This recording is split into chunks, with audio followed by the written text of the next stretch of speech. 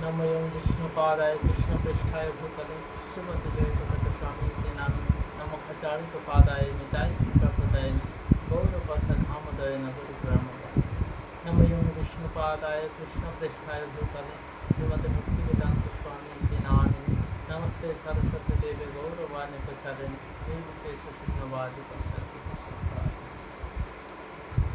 वंशाकल्पतरुभ्यश्च कृपा सिन्धुभ्यो पतितानां पावनेभ्यो ग्रंथराज भागवतम की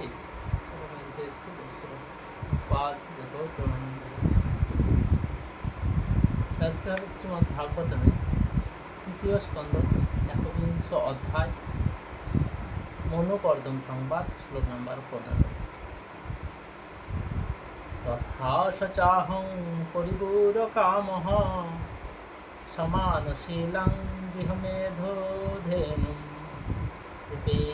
বানমূলম শেষমূলং দুরাশয় কাম দুগাং বিপশ্য। অনুবাদ: তাই কামধেনুর মতো যে আমার সমস্ত কামবাসনা পূর্ণ করবে, সেই প্রকার আমারই মতো স্বভাব বিশিষ্টা কন্যাকে বিবাহ করার বাসনায় আমিও আপনার শ্রীপাদপদ্মের আশ্রয় অবলম্বন করেছি, কেননা আপনি কল্পবৃক্ষ সদৃশ। এখানে বহুপাদের পাঞ্জল ব্যাখ্যা। এখানে বলা হয়েছে, যারা জড়জাগতিক লাভের জন্য ভগবানের শরণাগত হয়, তাদের নিন্দা করা সত্ত্বেও কর্দমুনি ভগবানের কাছে তার নিজের অক্ষমতা এবং আকাঙ্ক্ষার কথা ব্যক্ত করে বলেছেন, আমি যদিও জানি যে আপনার কাছ থেকে কোনো রকম জড়জাগতিক কিছু চাওয়া উচিত নয়, তবুও আমি আমার মতো স্বভাব বিশিষ্টা কন্যাকে বিবাহ করতে চাই। আমার মতো স্বভাব বিশিষ্টা কথাটি এখানে অত্যন্ত তাৎপর্যপূর্ণ। পূর্বে সমস্বভাব বিশিষ্ট বালক বালিকার বিবাহ হতো।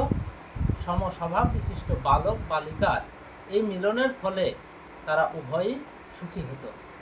প্রায় 25 বছর আগেও এবং হয়তো এখনও ভারতবর্ষে পিতামাতারা পুষ্টি বিচার করে দেখতেন বালক এবং বালিকার মনোভাব একরকম কিনা এবং তাদের মিলন সত্যি সত্যি সম্ভব কিনা। এই বিবেচনাটি অত্যন্ত গুরুত্বপূর্ণ, কিন্তু আজকাল এই প্রকার বিবেচনা ব্যতীত বিবাহ হচ্ছে এবং তাই বিবাহের অল্পকাল পরেই স্বামী স্ত্রী বিচ্ছেদ হচ্ছে।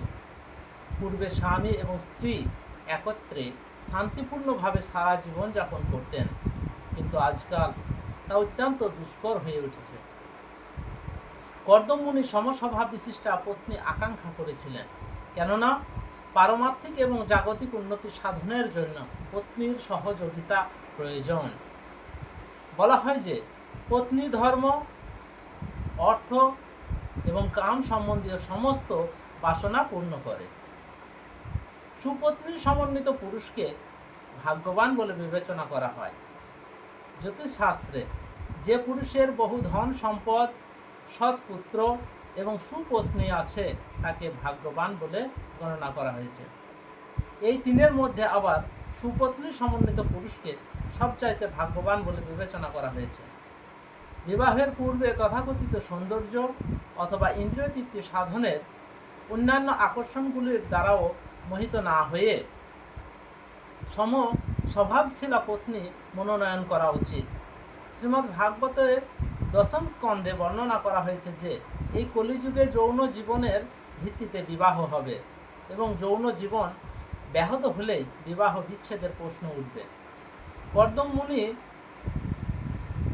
উমার কাছে বর প্রার্থনা করতে পারতেন, কেননা উত্তম পত্নী লাভের আশায় উমার পূজা করার নির্দেশ শাস্ত্রে দেওয়া হয়েছে, কিন্তু কর্দম মুনি পরমেশ্বর ভগবানের পূজা করাকে শ্রেয়স্কর বলে মনে করেছিলেন, কেননা শ্রীমদ্ ভাগবতে নির্দেশ দেওয়া হয়েছে যে সকাম, নিষ্কাম অথবা মুক্তিকামী ব্যক্তিরা সকলেই যেন পরমেশ্বর ভগবানের আরাধনা করেন। এই তিন শ্রেণীর ব্যক্তিদের মধ্যে এক শ্রেণী জড়জাগতিক কামনা বাসনা চরিতার্থ করার মাধ্যমে সুখী হতে চায়, আর দ্বিতীয়টি পরমেশ্বর ভগবানের সঙ্গে এক হয়ে যাওয়ার মাধ্যমে সুখী হতে চায়, এবং অপরটি যারা হচ্ছেন আদর্শ মানুষ তারা ভগবানের ভক্ত হতে চান। ভগবত ভক্ত ভগবানের সেবা করার বিনিময়ে কোনো কিছু প্রত্যাশা করেন না। তিনি কেবল ভগবানের উদ্দেশ্যে তার অপাকৃত প্রেমময়ী সেবা নিবেদন করতে চান। সর্ব অবস্থাতেই সকলেরই কর্তব্য হচ্ছে পরমেশ্বর ভগবানের আরাধনা করা, কেননা তিনি সকলের বাসনা চরিতার্থ করতে পারেন।